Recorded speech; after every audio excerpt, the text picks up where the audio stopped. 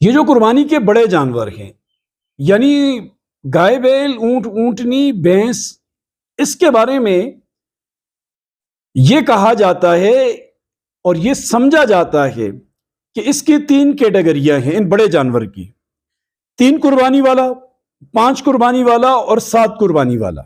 جو جانور تھوڑا کمزور ہو، یعنی عمر پوری ہو، شرائط پوری ہو، عیب نہ ہو، تو لوگ سمجھتے ہیں کہ اس کے اندر صرف 3 قربانیاں ہو سکتی ہیں، 4 5 6 7 نہیں ہو سکتی۔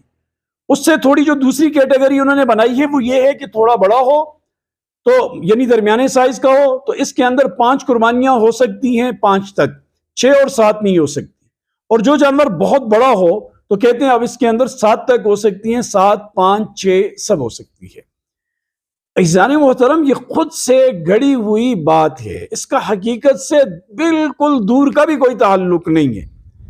اب اسلام نے جن جانوروں میں 7 حصے رکھے ہیں، وہ جیسا بھی ہو، وہ کمزور لاغر ہے، وہ تگڑا ہے، بہت تگڑا ہے، اس میں جہاں 7 قربانیاں ہو سکتی ہیں، 5 بھی ہو سکتی ہیں، 3 بھی، 4 بھی، 2 بھی، 1 بھی، ساری ہو سکتی ہیں۔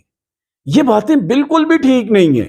لہٰذا کوئی آج کل چونکہ مہنگائی بہت ہو گئی ہے، بڑی قربانی لینا شاید لوگوں کے لیے اب اس طرح آسان نہیں رہا، تو میرا مشورہ ہمیشہ لوگوں کو یہ ہوتا ہے کہ آپ اپنے گھر کے اندر سب سے پہلے ایک کام کریں، لسٹ بنائیں، کاغذ لیں اور لکھیں کہ ہمارے گھر میں کس کس کے اوپر قربانی واجب ہے اور کس کے اوپر قربانی واجب نہیں ہے، ان کی لسٹ بنائیں۔